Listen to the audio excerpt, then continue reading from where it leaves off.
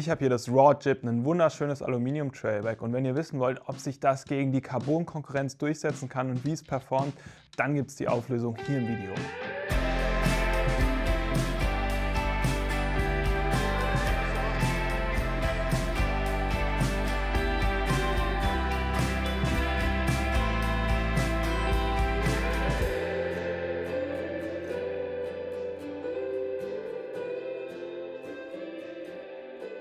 Wir haben 5 abfahrtslastige Trailbikes für euch im Vergleich gegeneinander getestet. Unter anderem das Specialized Stumpjumper, das Santa Cruz Hightower, das Forbidden Druid, das Track Fuel und eben das Raw Jib. Das Jib ist das einzige Aluminiumbike im Test und wir haben hier die LT-Variante getestet. Das heißt Long Travel, wir haben 160 mm Federweg vorne, 141 mm am Heck. Die herkömmliche, also die normale Jib-Variante hat 150 mm und 130 mm Federweg. Das zeigt auch schon so ein bisschen die Besonderheit vom Jib. Man kann es unfassbar vielfältig aufbauen und einstellen. Wir haben hier ein Mallet-Setup mit kleinem 27,5 Zoll Hinterrad und großen 29 Zoll Vorderrad. Man kann es aber auch als Full 29er fahren. Man kann es wie gesagt in LT und in der normalen Variante mit weniger Federweg fahren. Und man kann entweder sagen, ich will SRAM UDH-Ausfallenden hinten haben, oder ich will die RAW-Ausfallenden mit verstellbaren Kettenstreben haben. Das geht alles. Man kann über die untere Dämpferaufnahme sehr viel Einfluss auf das Bike nehmen, kann die Geometrie einstellen, man kann die Progression einstellen. Also da hat man so unfassbar vielfältige Möglichkeiten. Wir haben auch vorne ein durchgehendes 1.5 Steuerrohr, also da kann man einen Winkelsteuersatz reinpacken oder auch einen Reach-Adjust-Steuersatz. Da ist man extrem flexibel aufgestellt. Und auch abgesehen von den ganzen Verstelloptionen hat das Raw einfach richtig viele coole Rahmendetails und soll so ein Bike sein, an dem man gerne arbeitet, an dem man nicht viel arbeiten muss, an dem einfach alles easy ist. Deswegen haben wir komplett extern geführte Leitungen. Dadurch hat man einfach eine super leichte Wartbarkeit. Die Lager sind alle doppelt abgedichtet, sind alle super groß dimensioniert. Man will einfach hier Raw will einfach hier einen Trailbike auf die Räder gestellt haben, was super zuverlässig ist und einfach überhaupt keine Probleme macht. Bei der Geometrie gibt es keine großen Ausraster in irgendeiner Art und Weise. Der Lenkwinkel ist moderat flach, liegt hier bei 64 Grad. Wir haben einen angenehmen Reach von um die 470 mm, genau wie bei den meisten anderen Bikes jetzt im Vergleich auch. Außerdem haben wir mitwachsende Kettenstreben, was sehr cool ist. Die sind eher ein bisschen auf der längeren Seite, beim L-Rahmen standardmäßig 450 mm. Aber wie gesagt, wenn man sich für die RAW-Ausfallenden entscheidet, ohne SRAM UDH, kann man die sogar auch noch verstellen. Dazu haben wir einen relativ hohen Stack, das ist bei RAW immer recht üblich. Da hat man einfach eine schön hohe Front, ohne dass man irgendwie einen großen Spacerturm oder einen Mega Riserbar draufzimmern muss. Und ein normal tiefes Tretlager, würde ich jetzt sagen. Kein hohes, aber auch kein extrem tiefes Tretlager. Also insgesamt eine sehr gelungene, runde Geometrie, die man, wenn man das denn möchte, auch super gut anpassen kann. Wie schon gesagt, über das Toolbox-System, über die Kettenstrebenlänge ist hier einfach viel Einstellbarkeit möglich, wenn man das denn möchte. Wenn nicht, kann man einfach das Standard-Setup nehmen und das funktioniert auch super gut. Was bei Raw so eine Besonderheit ist, es ist eine relativ kleine Firma, die bieten eigentlich keine Komplettbikes an. Das heißt, du kannst da Rahmen kaufen oder Rolling Chassis, also Rahmen mit Federgabel und Laufrädern, aber es gibt keine Komplettbikes aktuell im Angebot. Das heißt, wir haben jetzt hier nicht ein komplett fertiges Bike, wo ich sagen kann, okay, das kostet auf jeden Fall so und so viel. Aber so, ich sag mal, über den Daumen gepeilt, so wie das Bike hier steht, mit einer volle Hütte Ausstattung. Wir haben Fox Factory Fahrwerk, wir haben DT Swiss EX 1700 Laufräder, wir haben Shimano XT Antrieb und Bremsen, eine One-Up Dropper Post und One-Up Cockpit. Also alles ziemlich coole Komponenten, volle Hütte, kostet es um die 8.000 €. Wir haben hier jetzt einen Alurahmen, nicht die ultra krassesten Leichtbaukomponenten und alles ist so ein bisschen auf Haltbarkeit getrimmt, dicke Lager und so weiter. Es wiegt natürlich alles und so. Es ist jetzt nicht groß verwunderlich, dass das Raw Jib nicht das leichteste Bike im Test ist, sondern eher das schwerste Bike im Test. Es bringt 16,1 Kilogramm auf die Waage, genauso wie es hier steht, ist für ein Trailbike schon eher auf der schweren Seite. Damit wir die Bikes bestmöglich miteinander vergleichen können, haben wir alle Bikes mit standardisierten Komponenten ausgestattet. Und zwar haben wir bei allen Bikes vorne und hinten Michelin Wild Enduro Reifen MS und MH montiert. Einfach damit wir da einen gleichen Grip, eine gleiche Dämpfung, alles gleich haben. Hat super funktioniert im Herbst, die Reifen sind echt gut.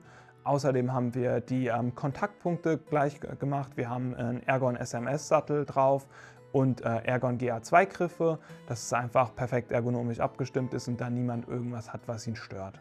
Außerdem Gerade jetzt in der Herbstzeit ist es extrem wichtig, wir haben an allen Bikes vorne Schutzbleche von Unleashed montiert.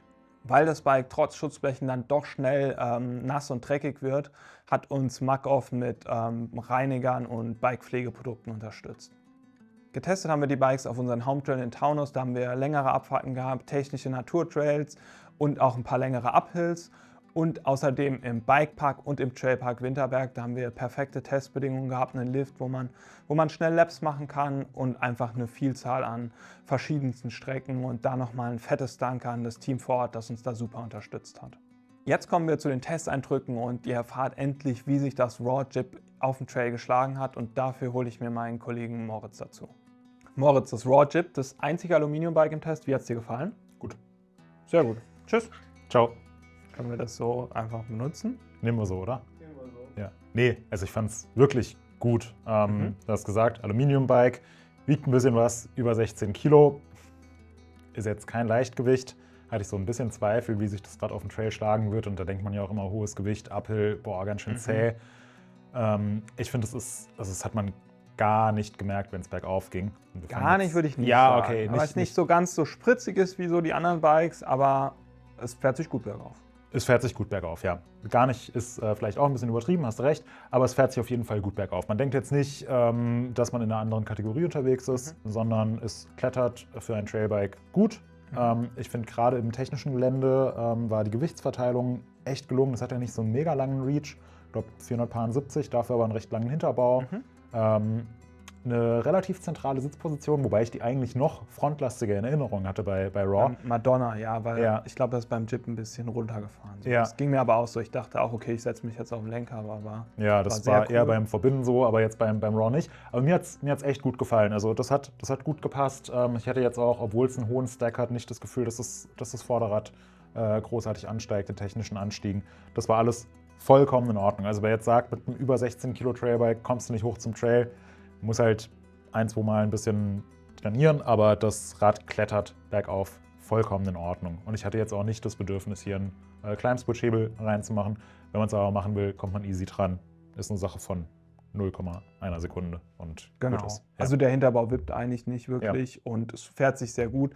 Ich sag mal, wenn man jetzt so sehr welliges Terrain hat und so ein bisschen in eine XC-Trail-Richtung geht, so Down-Country-mäßig, ist das Raw Jib sicherlich nicht das beste Bike dafür, weil einfach immer Bremsen auf Geschwindigkeit bringen. Da merkst du dann das Gewicht. Wenn ich jetzt einfach einen Trail gefahren bin und fahre zum nächsten hoch, muss ich auch sagen, so wirklich gemerkt hat man es dann nicht. Und ich sag mal, so fahren 99% der Leute in Deutschland ihr Trailbike. Also du kletterst zum Trail hoch, machst die Sattelstütze runter, fährst runter. Du hast jetzt nicht so abwechslungsreiche Trails, wo es permanent hoch, runter geht. Dafür ist das Raw Jib jetzt wahrscheinlich nicht das optimale Rad aufgrund des hohen Gewichts, beziehungsweise der Trägheit, die damit einhergeht. Aber das ist auch eher die Ausnahme, dass die Leute ihre Räder so fahren. Und das will Raw, glaube ich, auch gar nicht so sehr mit dem Jib erreichen. Genau. Und dafür ist es halt bergab umso besser. Für runter ist es das optimale Rad, kann man schon sagen. Ja. Du hast als wir in Taunus getestet haben, auf unseren naturbelassenen Home Trails, wo es ein bisschen zur Sache geht, hast du gesagt,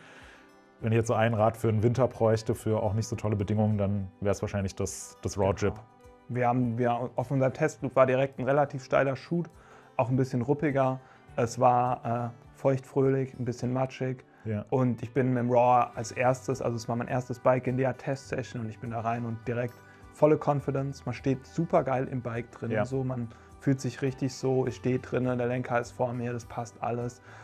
Es fährt sich sehr balanciert und das Heck ist super sensibel. Also ich habe mich direkt richtig wohl gefühlt. So. Und es war nicht so wohl, okay, ich komme auf dem Fahrrad klar und fühle mich so wohl, sondern ballern wohl gefühlt. Ja. Also ich konnte eigentlich ab Minute 1, Sekunde 1 richtig Gas geben. Es vermittelt einfach super viel Sicherheit. Genau. Ne? Also wie du gesagt hast, man steht nicht über dem Lenker, sondern hat den so schön aufgebaut vor sich, hat eine super coole Position zwischen den beiden Achsen.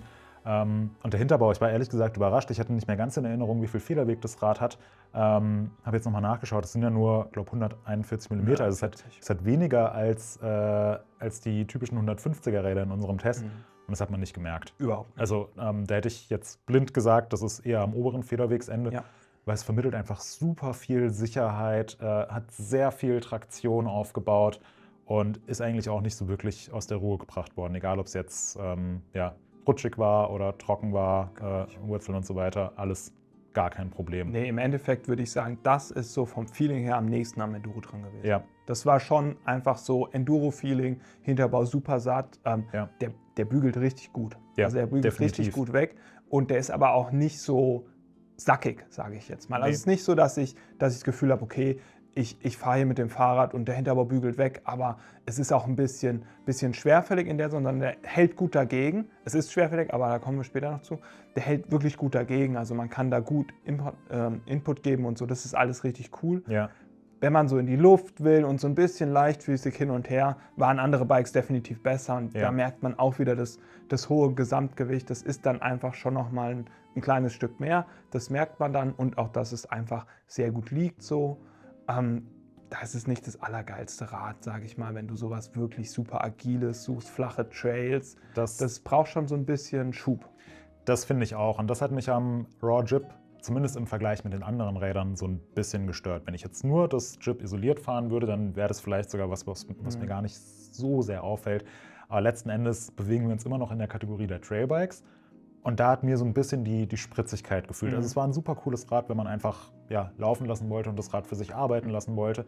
Aber wenn es dann darum ging, wirklich so richtig aktiv zu fahren und mit dem Trail zu spielen, in Anführungszeichen, zu jibben, an Wurzeln abzuziehen, das Rad so agil hin und her zu werfen, dann hat man einfach so ein bisschen gemerkt, dass es etwas schwerfälliger ist. Und ja, das hat mir so ein bisschen in manchen Situationen den Fahrspaß geraubt. Wenn ich da an Räder wie das Santa Cruz Hightower oder Specialized Stumpjumper zurückdenke, die waren einfach so energetischer, bedingt durch das geringere Gewicht, die hatten eine höhere Agilität und beim Raw Jib habe ich mich häufiger so ein bisschen passagiermäßig gefühlt. Ja, das ist definitiv so ein Stück so. Mich hat es jetzt nicht so sehr gestört, wie es dich gestört hat. Ich habe mich mehr so an den anderen Sachen gefreut. Man kann mit dem Bike auch jibben, kannst rumspringen und so weiter. Es braucht ein bisschen mehr Kraft. So. Geht super am Kurven. Wir haben hier das Mullet-Setup getestet. Das merkt man auch, dass man es echt nochmal vielleicht ein bisschen leichter ablegen kann und so. Ja. Also das fand ich auch insgesamt ziemlich cool. Und was mir noch positiv rausgestochen ist, auch eher in so eine Ballerrichtung, das Rahmengefühl war sehr angenehm. Das stimmt, So, also es ist jetzt, wir haben beim Hightower angesprochen, dass es recht steif war. Ja. Das ist hier nicht der Fall. Es fühlt sich sehr, sehr cool an. Ja. Es fühlt sich sehr smooth an und insgesamt hat man dadurch so ein sehr sattes Gefühl. Das Bike hat insgesamt ein sehr sattes Gefühl vermittelt. Das stimmt, ja. So würde ich so der Keypoint, so was ich vom Raw mitgenommen habe, ist, dass es sich sehr satt, sehr kontrolliert anfühlt. Und ich finde, so ist es gut zusammengefasst. Was noch aufgefallen ist die Geräuschkulisse. Generell ein Rahmen, der sehr, sehr durchdacht wirkt, sehr umfassend geschützt ist. Lager sind überdimensioniert. Also da hat Raw wirklich die Hausaufgaben gemacht. Aber wir hatten halt permanent ein Klappern im Hinterbau durch den Shimano XTR Di2-Antrieb.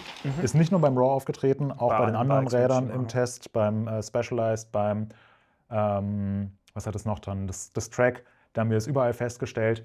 Und auch die Federgabel hat gequietscht, die Modelljahr 2026er Fox 36. Ist auch nicht nur beim Raw aufgetreten, sondern bei allen 3 Federgabeln von Fox. Wir haben mit Fox Rücksprache gehalten. Es ist wohl ein Problem, das die erste Charge dieser Gabel betroffen hat. Man kann die Gabel einschicken, dann geht dieses Quietschgeräusch weg. Aber es war natürlich, man ist in den Trail reingefahren und sobald ein schneller Schlag, also wenn man so richtig auf eine Wurzel geprallt ist, kam, hat die Gabel einfach so gequietscht wie so ein Hundespielzeug. Ja. Und das fand ich ein bisschen irritierend, gerade an einem Rad wie Raw, was eigentlich dadurch glänzen will, dass alles so sehr durchdacht ist, außen verlegte Leitungen, sehr erwartungsfreundlich. Und dann hat es so ein bisschen den Eindruck getrübt, auch wenn es sich natürlich nicht auf die Performance ausgewirkt hat. Und man kann es nicht dem Raw-Rahmen oder so anlasten, also das ist definitiv nicht der Fall. Die Kettenstreben sind auch gut geschützt und so, alles geräuschdämmend, aber das XTR-Schaltwerk ist halt laut und die Gabel ist halt laut gewesen. Und wie gesagt, man kann die Gabel einschicken, inzwischen über Cosmic Sports läuft es, dann sollte sich das auch relativ schnell beheben lassen, aber ganz unerwähnt lassen wollten wir es hier natürlich nicht. Ich finde, insgesamt ist das Raw Jib LT, so wie wir es getestet haben, eine super coole Basis für einen individuellen Aufbau. Ich glaube, es richtet sich eher an Fahrer und Fahrerinnen, die genau wissen, was sie von ihrem Rad wollen, die drauf pfeifen, dass das Ding jetzt nicht aus Carbon ist, sondern Aluminium und dadurch auch einfach ein bisschen schwerer, vielleicht auch ein bisschen schwerfälliger auf dem Trail. Mich hat es im direkten Vergleich etwas gestört, dass es sich so ein bisschen träger und satter angefühlt hat. Aber ich glaube, wenn man weiß, worauf man sich einlässt und wenn man sich auf dieses Rad einstellt und nicht die ganze Zeit zwischen Rädern hin und her wechselt, dann ist es eine super geile Basis. Ja, also mich hat es wie gesagt nicht so sehr gestört. Ich finde es ein super geiles Rad. Und gerade was du sagst, wenn man genau weiß, was man will, dann kann man auch von dem Toolbox-System noch richtig profitieren, sich das richtig geil einstellen, so wie man es haben will. Und deswegen, Road-Jib, richtig geiles Ballergerät. Und wenn ihr noch mehr wissen wollt, wie sich das Road-Jib gegen die anderen Bikes geschlagen hat und wie die anderen Bikes sich individuell geschlagen haben, dann checkt die Videos jetzt auf unserem Kanal. Sonst stellt jegliche Fragen gerne in die Kommentare, beantworten wir euch gern. Und vielen Dank fürs Zuschauen und dir, Moritz, vielen Dank, dass du hier gewesen bist. Sehr gerne, jederzeit wieder. Ciao.